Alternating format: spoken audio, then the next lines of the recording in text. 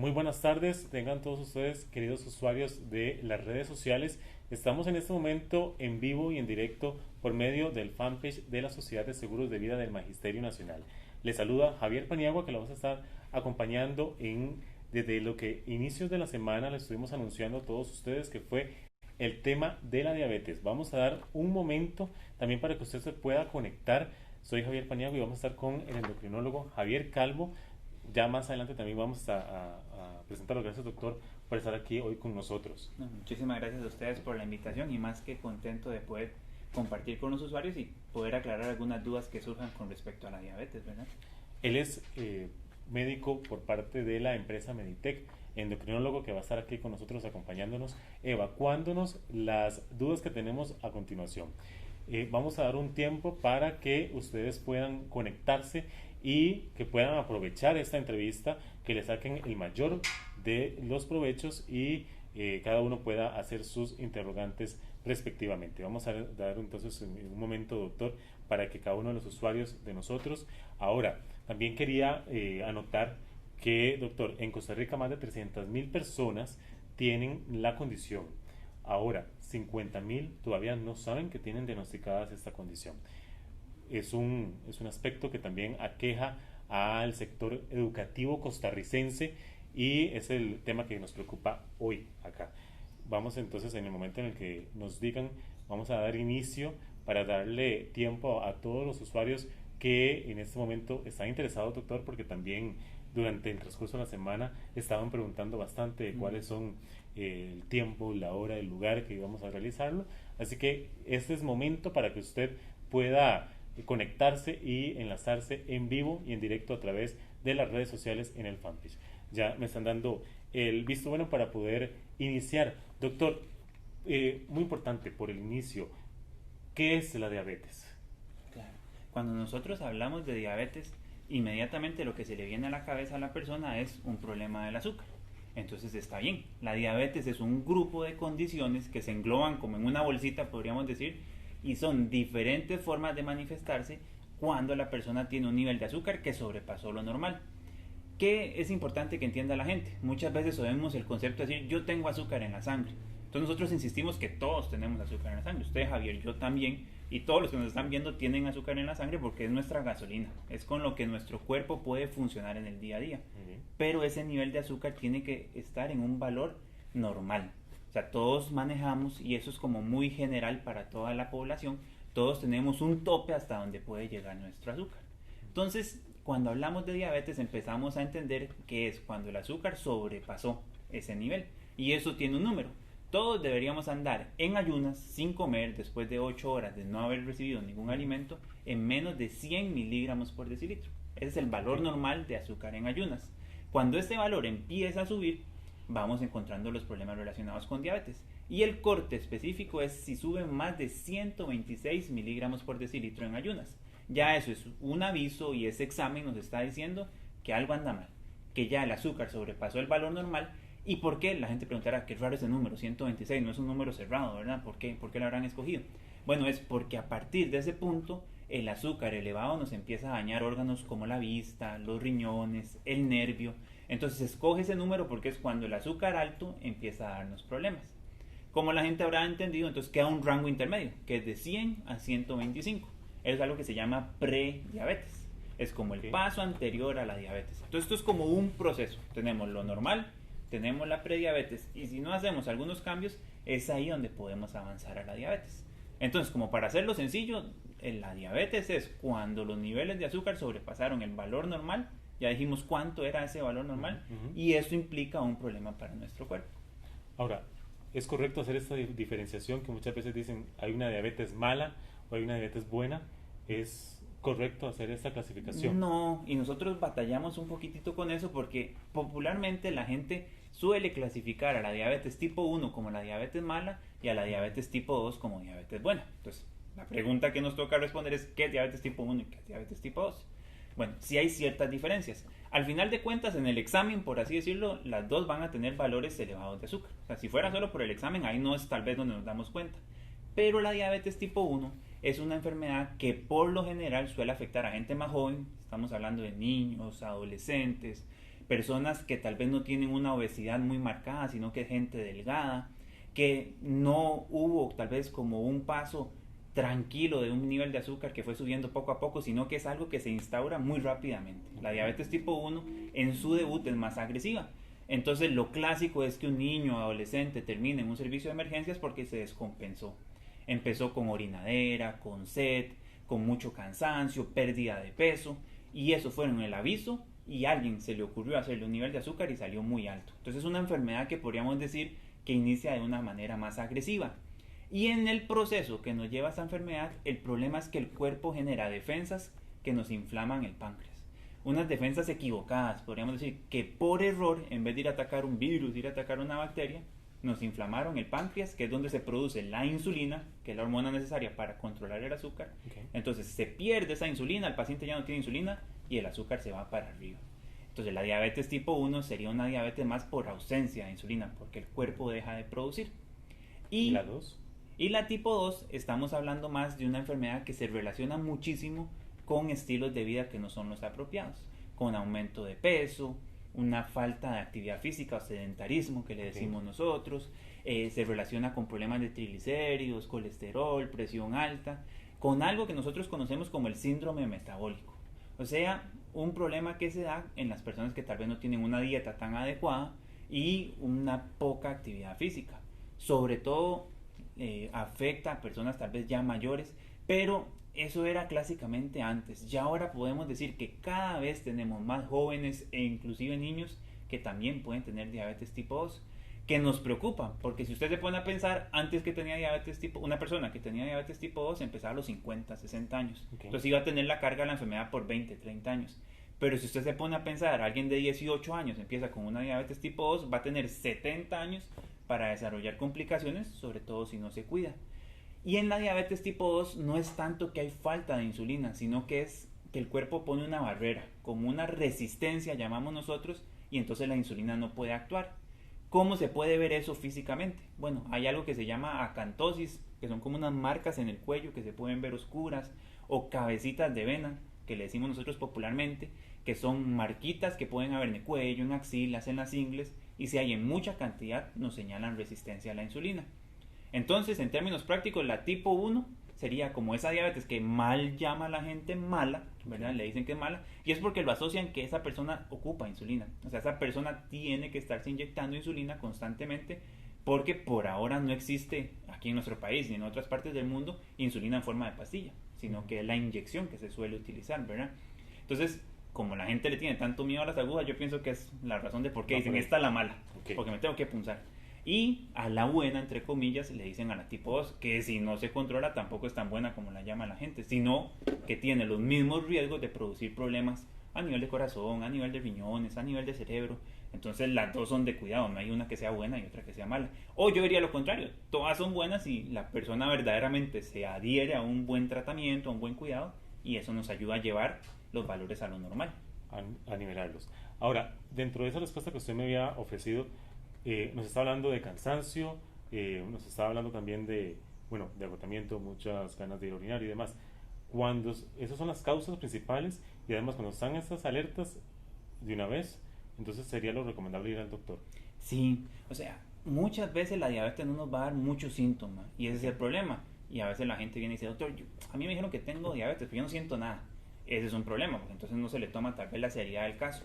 Pero cuando una persona se descompensa y este valor del azúcar empieza a aumentar y aumentar y aumentar, es que pueden venir esos síntomas, que puede ser el cansancio, muchos deseos de orinar, pueden tener mucha sed, también puede haber pérdida de peso, sobre todo si se está dando de una forma acelerada esta descompensación. Entonces son razones de por qué la persona puede consultar. Pero si nosotros queremos darle el diagnóstico, esto es muy preciso. Es tan simple como medir un examen de sangre en ayunas, donde se puede ver el nivel del azúcar, y ya con eso nosotros podemos decir si alguna persona tiene diabetes o no tiene diabetes. Okay. Es decir, esta no es de las enfermedades como difíciles de diagnosticar, que uno no sabe si alguien la tiene o no la tiene. Es algo muy preciso, muy barato también, porque cualquier persona tiene acceso a hacerse un examen de glucosa, sea dentro de la seguridad social o sea de forma privada. Es algo accesible. Entonces es una enfermedad que no debería pasar no diagnosticada, sino que rápidamente tenemos que darnos cuenta si está o no está para tomar cartas en el asunto. Le recuerdo, y doctor, y a ustedes usuarios que están en este momento en las redes sociales que nos pueden realizar sus consultas. Todo aquello que usted necesite preguntar lo puede realizar abajo en este video que ustedes están viendo en el perfil de la Sociedad de Seguros. Doctor, tengo la primera consulta. Dice Marilyn Mena: hola, tengo una infección de orina recurrente. Obviamente mis niveles de azúcar en sangre aumentan. Ahora, antes de darme mis antibióticos, me aumentaron a 4 metamorfinas al día. Me siento desanimada. Okay. Bueno, ahí un tema muy importante del que nos habla esta usuaria. Son dos cosas que podemos revisar ahí. Una es que la persona que tiene diabetes y no está tan bien controlada tiene más riesgo de tener algunas infecciones. O sea, las células de las defensas nos protegen menos bien cuando el azúcar aumenta, sobre todo si está por encima de 200. Entonces, una de las cargas que puede llevar la persona con diabetes, si no está en la meta que queremos, es que puede tener infecciones más a menudo. Por ejemplo, uno de los sitios donde puede haber infecciones es a nivel urinario. ¿Por qué? Porque van a tener más pérdida de azúcar por la orina, y esto puede ser como un medio de crecimiento o como un alimento para las bacterias o gérmenes como hongos que pueden crecer en nuestra zona genital. Entonces sí es algo común que la persona con diabetes, si no está en las metas que queremos, pueda tener infecciones. Y lo contrario también sucede. Cuando hay una infección, la persona que tiene diabetes tiene que tener mucho cuidado porque es un periodo de estrés. Y cuando el cuerpo está sometido a cierto estrés, hay cambios hormonales que pueden hacer subir el valor del azúcar. Entonces las dos cosas pueden pasar: que por tener diabetes haya un poquitito más de riesgo de tener infecciones, y que si la persona tiene una infección requiera como ser todavía más estricto con su tratamiento porque el azúcar puede subir. Ella nos habla que está tomando la metformina, que es el medicamento que más comúnmente se utiliza para la diabetes, y entonces sí, uno tiene que ajustar el tratamiento porque durante una infección puede haber como ciertas dificultades en controlar el azúcar, y tenemos que ser todavía como más estrictos y más decididos a tratar bien el valor de azúcar en sangre porque se puede alterar. Tengo otra de las consultas, gracias doctor. Jennifer Rodríguez Fallas dice: ¿cada cuánto es recomendable realizarse exámenes para descartar la diabetes? Okay. Muy buena pregunta la de Jennifer, porque como venimos hablando, el diagnóstico se da mediante exámenes de laboratorio. Ahí depende mucho del factor de riesgo que tenga la persona. Entonces, aprovechando la pregunta de Jennifer, lo que uno le tiene que contestar es que hay categorías de riesgo, gente que tiene mucho riesgo de desarrollar diabetes, entonces vamos a ser muy necios, por así decirlo, y cada 6 meses probablemente o cada año vamos a estar haciendo un nivel de azúcar. Y hay gente que tiene un riesgo más bajo, entonces se puede espaciar la toma de la muestra cada 2, 3 años. ¿Cómo sabemos que alguien tiene mucho riesgo? Bueno, hay varios factores. Uno es la edad. Esta es una enfermedad que se va dando conforme la población es mayor, conforme envejecemos, tenemos más probabilidades de tener diabetes. Otra que no nos salvamos en nuestro país es que nosotros somos una raza o una etnia de alto riesgo de diabetes. Los latinos en general tenemos mayor frecuencia de diabetes. Entonces ya pertenecemos a una etnia que nos pone más en riesgo. El hecho de haber tenido un embarazo donde hubo un bebé muy grande, nosotros le ponemos un nombre a esto que es macrosómico, y eso quiere decir que el bebé nació y pesó más de 4 kilos. Entonces, si usted tiene ese antecedente, también tal vez va a ser más seguido, y cada 6 meses, como le decía, o cada año vamos a tratar de hacer ese control de niveles de azúcar. Lo otro es si hay obesidad, también vamos a ser como más exigentes y estar revisando más a menudo, si hay hipertensión, si hay problemas de triglicéridos o colesterol. Okay. Ahora hay un tema que se está manejando mucho, sobre todo con las mujeres, que es el ovario poliquístico. El ovario poliquístico muchas veces puede ser una señal de que hay resistencia a la insulina. Entonces, si ya estamos viendo esa manifestación, también vamos a ser como más exigentes y vamos a hacer el examen más a menudo. Todos esos factores de riesgo nos hacen insistir más en estar revisando el nivel de azúcar. Y algo importante, aprovechando la pregunta de Jennifer, es que tenemos como 3 pruebas diferentes para diagnosticar la diabetes. Una ya la hemos venido mencionando, que es el azúcar en ayunas. Hablamos que si salen más de 126 miligramos por decilitro, ahí tenemos el diagnóstico. Otra es una prueba que se llama poscarga, la que más la conoce es la mujer que estaba embarazada, porque durante el embarazo se les da un siropillo que tienen que tomar, eso viene muy cargado de azúcar. Entonces, si la persona no resistió esa prueba, también hay un riesgo de diabetes. Más de 200 miligramos por decilitro después de tomarse esa cantidad de azúcar es también otra razón para diagnosticar a una persona con diabetes. Y la tercera prueba es una que se llama hemoglobina glicosilada, que es muy importante que la gente lo maneje bien, porque esa no solo nos sirve para el diagnóstico. Ahí se puede saber si una persona tiene diabetes o no con este examen. Si sale más de 6.5% es un diagnóstico de diabetes. Pero también es muy importante, y toda persona que tiene diabetes debería saber qué es la hemoglobina glicosilada, porque se usa para saber si la persona está bien controlada o no. Esto de la hemoglobina glicosilada es un promedio de cómo ha estado el azúcar en los últimos 3 meses. Entonces, vea qué importante, porque la gente puede saber que muchas veces una de las razones que dicen es que me salió el examen alterado el azúcar porque ayer me comí un queque. Entonces es como un ejemplo muy común. Y dicen, fue por lo que me comí ayer, doctor, yo no padezco del azúcar. Pero bueno, esta hemoglobina glicosilada agarra y toma un promedio de los últimos 3 meses y nos dice si verdaderamente solo fue lo que comió el día anterior o todos estos 3 meses ha venido alto el azúcar. Y es un examen sencillo de sangre también que nos da mucha información. Entonces, esos son los exámenes que debería hacerse una persona, como nos preguntaba Jennifer, cada año. Probablemente, si tuviéramos que decir como un promedio, sería bueno que cada año uno haga este examen, sobre todo si hay factores de riesgo. Excelente. Doctor, bueno, tengo un visitante. Voy a traerlo porque, bueno, eso fue el que nos ofrecieron, Lenin, ¿verdad? Perfecto.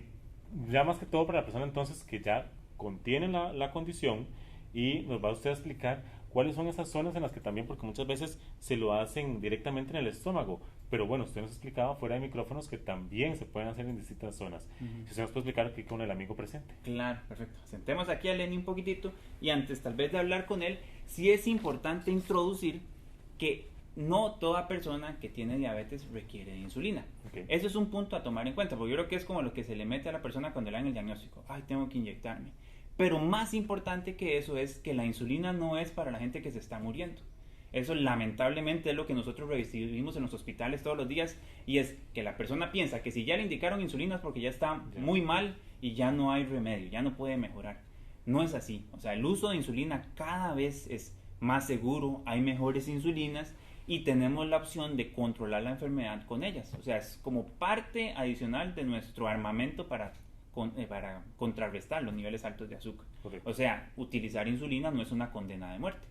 Bueno, ya sabiendo eso, hay muchas personas con diabetes que van a utilizar insulina. Ya dijimos que todos los que tienen diabetes tipo 1 requieren insulina. No hay pastillas de momento para tratar la diabetes tipo 1, ¿verdad? Y utilizamos las inyecciones. Y el punto número 2 es que la gente que tiene diabetes tipo 2, dependiendo de su control, de sus condiciones, también van a requerir insulina. Entonces es importante saber que hay como 2 tipos de insulinas a nivel grande, que son las insulinas basales, se llaman, que son las que nos ayudan a controlar todo el día el valor del azúcar, y las insulinas rápidas, también decimos, que son las que ocupamos cuando comemos. O sea, para explicar a la gente, nuestro cuerpo produce insulina siempre, o sea, siempre estamos produciendo insulina a una dosis bajita, podríamos decir, y esto aumenta cuando comemos. Por eso es que muchas personas tal vez que hoy nos ven saben que tienen que inyectarse antes de comer, y hay otra dosis que se pueden poner en la noche o en la mañana, que es como la insulina basal.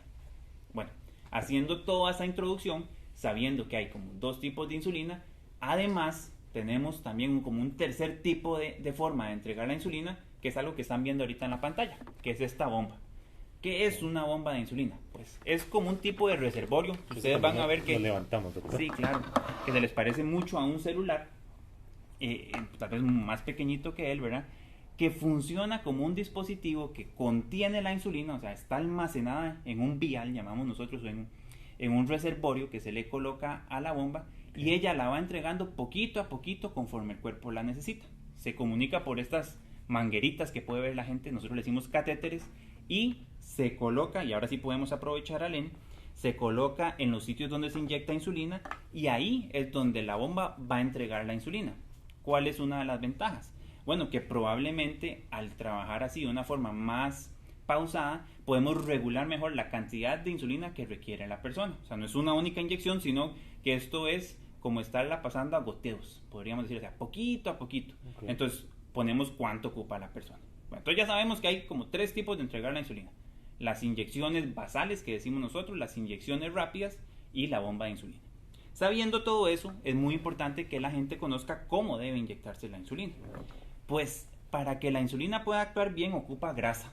O sea, nosotros tenemos que inyectarla debajo de la piel en los sitios donde hay grasa. Entonces el primer mensaje que tienen que entender las personas es que esto no es una vacuna que se inyecta donde hay músculo. Porque es el primer error tal vez que uno ve. Que se lo colocan en sitios donde hay músculo y la insulina no se absorbe bien donde hay músculo. Se absorbe bien donde hay grasa. Donde tenemos grasa en nuestro cuerpo. Bueno, yo creo que no hay que ser muy inteligente, ¿verdad? Y mucha de la grasa está en la pancita. Claro. Ahí es donde hay como una buena porción, y por eso es que es el lugar tal vez más utilizado para inyectarse la insulina. Como en el ombligo tenemos una cicatriz de cuando éramos bebés, ahí no se va a colocar, porque donde hay cicatriz no hay tanta grasa. Entonces casi siempre nos tratamos de separar aproximadamente unos 2 deditos fuera del ombligo, ya sea para abajo, para arriba o para los lados. O sea, no debemos inyectarnos insulina cerca del ombligo. Nos queda el espacio que está alrededor del ombligo para inyectarnos insulina. Y también utilizamos un poquitito el costado del abdomen. Tratamos de que no vaya directamente como cerca del pezón, porque en esos sitios hay vasos sanguíneos. Y si hay vasos sanguíneos, pues podemos tener pequeños sangrados. Tratamos como de separarnos un poquitito de esa línea imaginaria que baja del pezón. Entonces tenemos cerca del ombligo y hacia los costados. Pero uno de los problemas que nos vamos topando con la gente que se inyecta mucho insulina es que se van haciendo ciertas acumulaciones ahí de tejido, pelotitas, como llama la gente. En esas pelotitas que se hacen de inyectarse insulina ya no se absorbe bien. Y esas pelotitas se hacen porque nos inyectamos mucho en el mismo lugar. Muy recurrente. Entonces, como tenemos varios sitios, lo conveniente es no inyectarse siempre en el mismo sitio, sino irse imaginando que cada día uno tiene que ir cambiando en la medida de lo posible el sitio de inyección. Entonces, ¿cómo cambiamos? Buscamos otras opciones de lugares donde inyectarse. Entonces, aquí en el brazo de Lenny podemos saber que hay un sitio donde podemos colocar insulina. Ojalá en la parte más posterior del brazo, porque adelante lo que tenemos es músculo. Y repetimos que la insulina no le va bien cuando se inyecta en el músculo. Entonces tratamos de que sea como en la parte más posterior del brazo donde tenemos grasita. Ese es un sitio. El otro puede ser a nivel de muslos, que también la mayoría de personas donde tienen un poquito más de grasa es a nivel lateral. Digamos, no tanto al puro frente, porque ahí tenemos un músculo, ¿verdad? Que es el cuádriceps, sino que es más como hacia los lados. Y otro lugar, tal vez menos utilizado ya por una cuestión de comodidad, sería cerca de los glúteos, que también sabemos que ahí hay grasa, pero hay que tener mucho cuidado de no acercarse a sitios que puedan ser un poquito más contaminados. Y en la parte práctica tal vez es menos conveniente, si usted está en un lugar público, tiene que hacerlo durante sus horas de trabajo, probablemente por eso es que no sea el sitio más utilizado. Pero aquí lo importante entonces es que tenemos diferentes lugares donde se puede colocar la insulina, y lo más importante es estarlos rotando, es estar variando el lugar para que no se hagan estas pelotitas. El nombre médico de eso se llama lipodistrofia, y es donde se acumula un tejido que no es normal, digamos que son como cicatrices ahí de tejido, y ahí la insulina no va a poder trabajar bien. Entonces hay gente que nos dice, doctor, qué raro, yo me inyecto un montón de insulina y aún así no me baja el azúcar. Bueno, lo primero que hay que revisar es si están haciendo bien la técnica y si están escogiendo los mejores lugares para inyectarse. Ahora, doctor, hablamos en cuanto al aseo, simplemente tal vez algo colocarse antes de inyectarse, o sí, se puede inyectar lo ideal es que toda persona que tiene diabetes tenga su equipo de aseo personal siempre que vaya a tomarse la muestra del azúcar, que ahora vamos a hablar que es un glucómetro, y a inyectarse la insulina. No tiene que ser algo muy complejo, no es que tienen que desinfectar el área de una manera muy complicada, sino que algo tan simple como toallitas húmedas con un poquito de alcohol puede ser suficiente para desinfectar, y es la zona donde se va a inyectar. Pero si una persona, por ejemplo, que está en un restaurante, puede colocarse la insulina ahí con total tranquilidad, o una persona que estaba en sus horas de trabajo y ocupa ponerse la insulina, puede hacer su vida totalmente normal, y más bien es más importante que se coloque la insulina ahí a que pierda la dosis por la preocupación de que se vaya a contaminar. Es tan sencillo como mantener un adecuado aseo, que puede ser con algo tan básico como una toallita húmeda con alcohol. Doctor, ¿qué factores de riesgo existen si no me controlo como debería ser? Claro, le presto a Lenny entonces aquí, pero siga escuchando. Sí, claro. Entonces, con la diabetes tenemos como dos grandes grupos de complicaciones. Una que se llaman las complicaciones macrovasculares. Eso a nosotros nos gusta usar palabras muy complicadas y a veces la gente no nos entiende, ¿verdad? Esto de macrovascular es que afecta a los vasos sanguíneos grandes. ¿Dónde hay vasos sanguíneos grandes? En el corazón, en el cerebro, en las piernas. Entonces, estas enfermedades macrovasculares son más comunes en la diabetes. Ahora hablábamos un poquito fuera de cámaras que la causa más común de muerte en Costa Rica son las enfermedades cardiovasculares, los infartos, los derrames. Pues la diabetes es como un factor que contribuye a que aparezca un infarto o un derrame. Entonces, eso es una condición a la que hay más riesgo si usted tiene diabetes, sobre todo si no se controla bien. Eso como número uno. Y por otro lado están las enfermedades microvasculares, que micro viene de pequeño. Entonces, estos son vasos sanguíneos chiquititos que están en el ojo, están en el riñón, están en el nervio. Entonces, esos órganos también pueden sufrir con la diabetes. Entonces, son las complicaciones que nosotros en la cita estamos revisando en la persona. Que no tenga ya problemas de riñón, que no tenga problemas en la vista, que no haya perdido la sensibilidad en las piernas. el nervio a nosotros nos funciona como un cable eléctrico. O sea, nos sirve para que la comunicación vaya y venga. Entonces, un problema grande que podemos tener en la población con diabetes es cuando hay alteración en el nervio y en la circulación de las piernas. Y es ahí el famoso, la gente lo conoce mucho como el pie diabético, que son a veces lugares de infección que si no se cuidan pueden ser tan complicados como para que nos afecte el hueso, y ahí es donde pueden venir las amputaciones. Entonces, una de las cosas, yo le diría, Javier, que es como de las cosas a las que más miedo le tiene la persona con diabetes, es a la amputación. Claro. Lamentablemente, estas amputaciones son como el producto de que todo salió mal, tanto en la circulación grande como en la circulación pequeñita, porque se afectó el nervio, se afectaron las arterias que nos llevaban la sangre a pie, se afectó la capacidad de defenderse, como hablábamos ahora, sobre todo si el nivel de azúcar está muy alto. Entonces son personas que, por ejemplo, fueron a la playa y majaron arena caliente y no se dieron cuenta, o con el zapato, no sé, o unas sandalias que andaban, majaron una tachuela y no sintieron el dolor. El dolor es como un mecanismo de defensa. Entonces la persona majó algo duro, no se dio cuenta, se abrió una ampollita y de ahí en adelante viene una úlcera que se infecta y es como una tortura para la persona. Entonces esas son como las complicaciones más comunes que podemos ver. Que se pueden presentar. Excelente. Doctor, bueno, el Facebook se está moviendo bastante, le cuento, así que voy a continuar con varias de las consultas que están ingresando. Flor Quesada dice, mi esposo es diabético y está muy delgado, ¿a qué se debe? Okay. Bueno, eso es muy importante, y a doña Flor lo que le tenemos que decir es que muchas veces pensamos que si el azúcar está alto en la sangre es porque estamos muy bien nutridos, porque más bien tenemos energía además. El problema es que eso no es tan así, ¿verdad? El azúcar que se eleva en sangre en parte lo hace porque no puede llevar, ese azúcar no puede llegar a los tejidos que realmente lo necesitan. Por ejemplo, no sé, a los riñones, al corazón. O sea, el azúcar está como encarcelada en nuestros vasos sanguíneos. Entonces, una persona que tiene niveles altos de azúcar, por lo general no está bien nutrida. Es un problema que está consumiendo probablemente mucha cantidad de un grupo alimenticio y está dejando de lado algunos otros tipos de alimentos que son muy necesarios. Por ejemplo, la persona con diabetes puede tener más como un aumento de peso que es a nivel central. Entonces, gente que uno no la ve obesa, uno no la ve gruesa, sino que más bien está adelgazada, pero tiene mucha cintura abdominal. Entonces, esta grasa que está aquí acumulada es muy inflamativa, o inflama muy fácilmente nuestros vasos sanguíneos, es muy peligrosa. O sea, si la persona está adelgazada en brazos y ahí no es tanto donde ha ganado peso, sino más es en abdomen, es una situación para tener en cuenta. Y lo otro que tendríamos que tener cierto cuidado con el esposo de doña Flor es que si la persona no está muy bien controlado de la diabetes, se empieza a desgastar.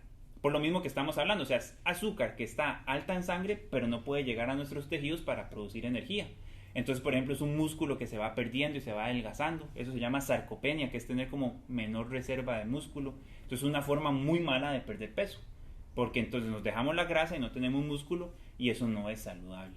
Entonces, el mensaje tal vez que le podemos dar a doña Flor es que, por supuesto, hay que vigilar, que no haya algo más, por ejemplo, a nivel digestivo, que le esté complicando al esposo, pero también saber que la persona con diabetes como tal, sobre todo si no está muy bien controlada, puede perder peso.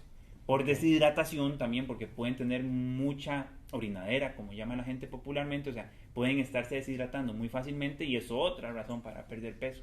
Ahí habría que vigilarlo a él, ¿verdad? Y ver qué tan bien o mal está controlado de su diabetes. Doctor, otra de las consultas que nos ingresan es, bueno, él tiene 4 años de ser diabético, pero ¿cómo se toma se me va a ayudar, glibenclamida? Ok. Hay como 2 grandes grupos de medicamentos tal vez que se usan en nuestro país, y son los más populares probablemente porque son los que dan nuestra institución, la Caja Costarricense del Seguro Social. Uno es la metformina, que ya venimos hablando. Entonces, aprovechando la pregunta, podemos empezar con esa. La metformina, la gente la conoce como la pastilla grande del azúcar, porque está la glibenclamida, que es la chiquitita, y la metformina, que es la grande. Entonces, ellos dicen que es la pastilla grande del azúcar. Esa metformina tiene que ser tomada con alimentos. O sea, cuando usted está desayunando, almorzando, cenando, se tiene que tomar la pastilla, nunca en ayunas. Porque uno de sus principales síntomas o efectos adversos son problemas digestivos, náuseas, distensión o inflamación del abdomen, diarrea. Entonces la metformina tiene que ser tomada con comidas. Esa es una. La otra, la glibenclamida. La glibenclamida pertenece a un grupo de medicamentos que bajan el azúcar. Van y le dan un mensaje a nuestro páncreas y le dicen produzca insulina. Y esa insulina baja el azúcar. El cuidado que hay que tener con esas pastillas es que pueden bajar más de la cuenta el azúcar. Y eso nos da pie a hablar de algo que se llama hipoglicemia. ¿Eso qué es? El popular bajonazo. Una hipoglicemia es cuando el azúcar, hablábamos que el tope anda cerca de los 60 miligramos por decilitro. es cuando el azúcar bajó de ese 60. Entonces la persona va a tener síntomas donde se siente bastante mal. Puede tener sudoración, puede tener mareos, puede tener náuseas, se puede poner pálido, se puede perder. Por ejemplo, un adulto mayor inclusive puede andar como muy desubicado y no reconocer a sus familiares. O sea, una hipoglicemia es una emergencia que tenemos que tratar. Y como nos está preguntando este televidente, la glibenclamida puede dar bajonazos. Entonces, ¿cuál es la recomendación para cuando se toma esa pastilla? Que una vez le digo, no es nuestra favorita. Nosotros no queremos mucho la glibenclamida, pero bueno, es una opción que existe para la diabetes. El cuidado que tiene que tener una persona que toma glibenclamida es que tiene que ser muy ordenado con las comidas. Es decir, cuando se toma la glibenclamida tiene que seguir un horario bien estricto de comidas, porque usted ya le metió un medicamento al cuerpo que haga lo que usted haga, va a bajar el azúcar. Entonces, si usted no le echa como gasolina a ese tanque, igual la glibenclamida le va a bajar el nivel de azúcar y aún así va a tener la hipoglicemia, porque a ella no le importa si usted comió o no comió, ¿verdad? Igual va para abajo el azúcar. Entonces, una cuestión muy importante para estas personas es que tienen que ser muy ordenados con las comidas. Lo ideal, por lo tanto, es tomarla en los tiempos de comida también, ¿verdad? La glibenclamida. Y no deben ser más de 3 pastillas al día, que muchas veces nos topamos gente que toma 3 o más. Ya con 2 es suficiente y nosotros no somos muy partidarios de que la persona tome más. Lamentablemente, la glibenclamida no es como el mejor medicamento que existe para la diabetes, pero se utiliza mucho aún por su precio, porque es un precio y como bastante disminuido el que tiene y eso hace que se use un montón. Ahora, doctor, bueno, también recordarles a todos ustedes que las consultas que no le llamamos en este momento, bueno, vamos a estarlas respondiendo a su debido tiempo, pero para que sepan que no van a quedar ahí desapercibidos. Doctor, una de las situaciones que también nos preocupa y ocupa es en la parte hereditaria. ¿Cuán es esto vinculante, verdad? Que tal vez, ya sea tercera generación, segunda generación, tengamos la condición. De una vez, si mi abuelo obtuvo esta condición, ¿será una alarma para que los demás familiares también nos preocupemos por esto? Muy buena pregunta, Javier, porque ahora hablábamos de algunos factores de riesgo para tener diabetes y uno que tiene mucho peso es el antecedente genético. Antes o tal vez muchas veces nos toca que cuando se dan cuenta del diagnóstico de diabetes tipo 1, que es aquella que hablamos de los chiquitos, adolescentes que se quedan sin insulina, la gente pensaba que esa era la más genética, que era la que más se podía heredar. Cada vez hemos ido aprendiendo que no, que la diabetes tipo 2 es mucho más genética, por así decirlo, entre comillas, o tiene que ver más con nuestros antecedentes familiares. Entonces, si usted tiene padre o madre con diabetes u hermanos, es una razón para usted preocuparse porque sí es un factor de riesgo grande. O sea, sí hay un porcentaje elevado de posibilidades de usted tener diabetes. Ya si se van alejando, tal vez abuelitos, tíos, el riesgo va disminuyendo. Pero yo creo que si nos ponemos a hacer cabeza, casi que todos tenemos un familiar con diabetes. Eso implica de lo fuerte que es esta carga genética y también que se combinan factores. Porque, por ejemplo, si su mamá tuvo diabetes, tal vez porque no hizo la mejor de las alimentaciones, probablemente usted comía con ella siempre, ¿verdad? Entonces, también usted heredó no solo esos genes que lo predisponen a diabetes, sino un tipo de alimentación que hace más probable que usted desarrolle la condición. Entonces sí pesa mucho el factor genético. Inclusive hay un tercer tipo de diabetes que es totalmente familiar, ya es más raro, se llama MODY con Y al final, y es un tipo de diabetes que se hereda de padre a hijo con una muy alta frecuencia. Entonces en ocasiones nosotros tenemos que investigar, cuando hay una familia que uno ve que mucha gente tiene diabetes, empezamos a investigar si es una enfermedad genética ya más fuerte todavía. Pero sí, de que pesa el antecedente, pesa mucho, ¿verdad? Pesa bastante. Ahora, usted que me está diciendo eso de padre a hijo, en cuanto a la madre, ¿qué cuidados son los que debe llevar, verdad? Si ella porta la condición y además está embarazada, ¿cuáles son esos cuidados que debe llevar la mujer embarazada que también además contiene diabetes, doctor? Claro, es una excelente pregunta y casi que sería como un tema de otra hora porque la diabetes en el embarazo es como todo un tópico, ¿verdad? Hay dos situaciones, que la mujer ya tenía diabetes y queda embarazada, entonces ahorita vamos a hablar de ella, y lo otro es algo que se llama diabetes gestacional. La diabetes gestacional es una diabetes que apareció hasta el embarazo y no se conocía de antes. Y tan siquiera es al principio del embarazo, está muy bien establecido que es de la mitad del embarazo en adelante, después de la semana 20.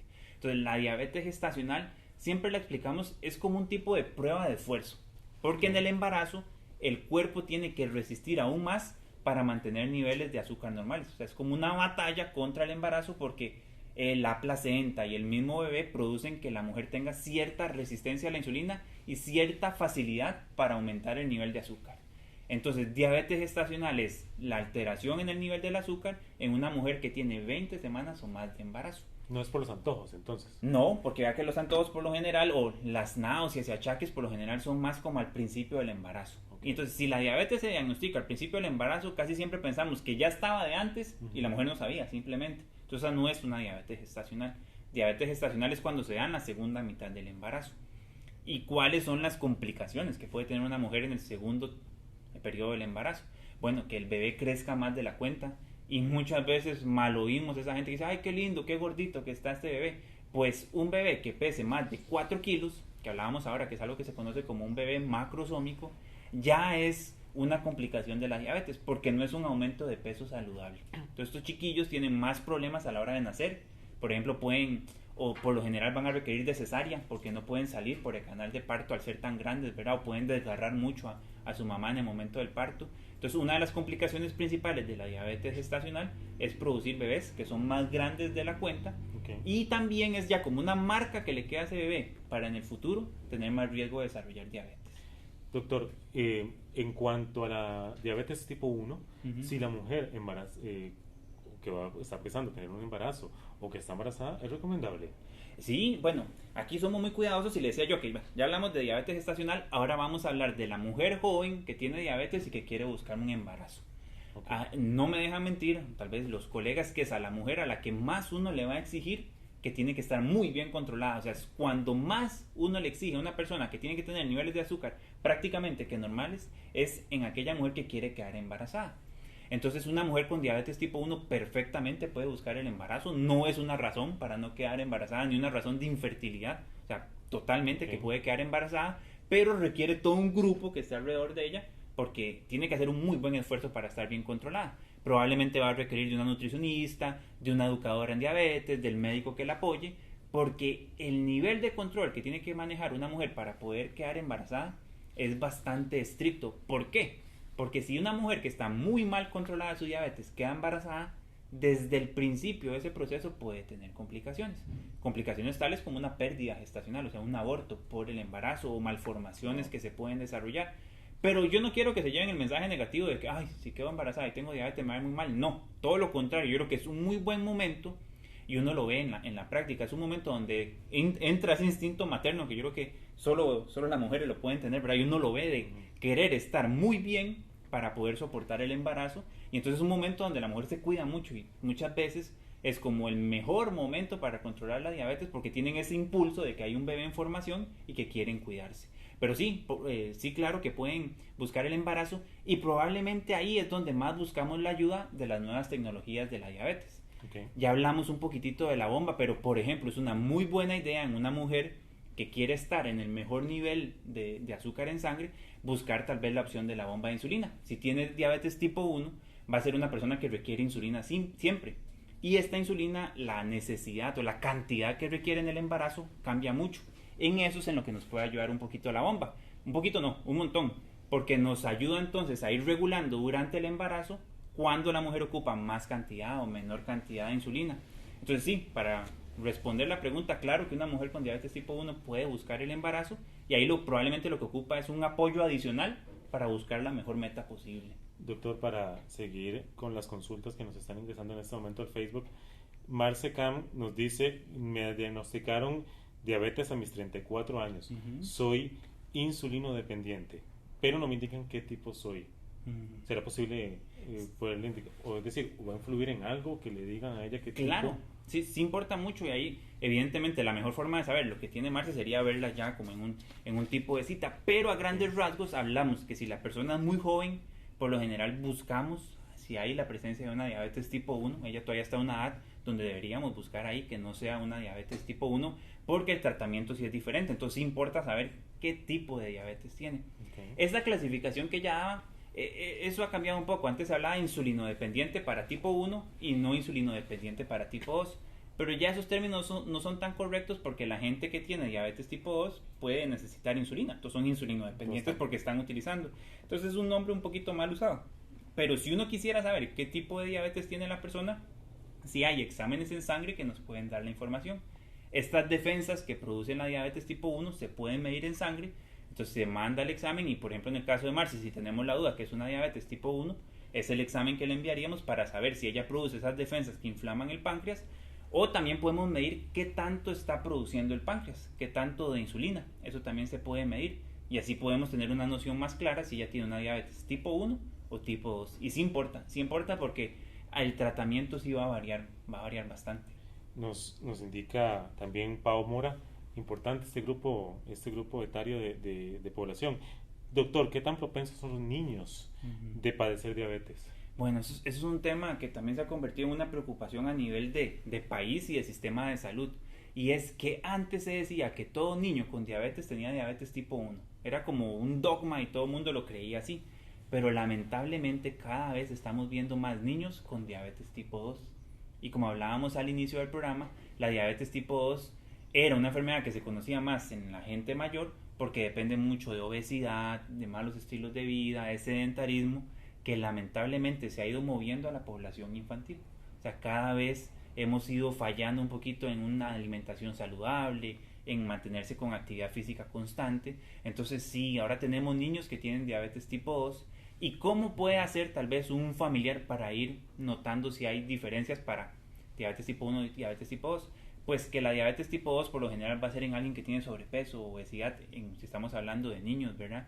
Pueden tener marcas de resistencia a la insulina, que ya dijimos que son estas lesiones oscuras como negras en el cuello, en las axilas, en las ingles, que son señales de resistencia a la insulina. Entonces ya ahí podemos ir teniendo ciertas pistas para saber qué tipo de diabetes puede tener un niño.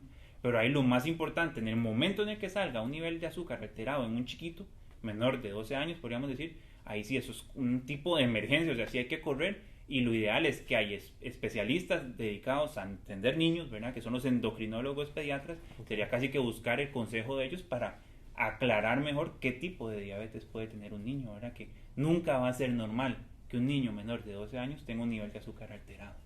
Doctor, estábamos con el doctor Javier Calvo, endocrinólogo de la empresa Meditech. Doctor, muchísimas gracias. No, hombre, con mucho gusto. Estamos aquí a la orden. Que nos haya ayudado a abordar este tema. Bueno, muchas gracias a ustedes. Y ustedes, amigos de las redes sociales, gracias por acompañarnos. Estamos en el fanpage de la Sociedad de Seguros de Vida del Magisterio Nacional abordando el tema de la diabetes. Durante este mes de julio, bueno, el próximo mes, estamos haciendo una campaña para ustedes poder desarrollar este tema y que además sigan las recomendaciones desde distintas aristas. Así también los comentarios que no fueron respondidos abajo de este video, lo vamos a estar respondiendo en los anteriores minutos, en los posteriores minutos. Muchísimas gracias por acompañarnos y nos vemos en una próxima edición. Hasta entonces.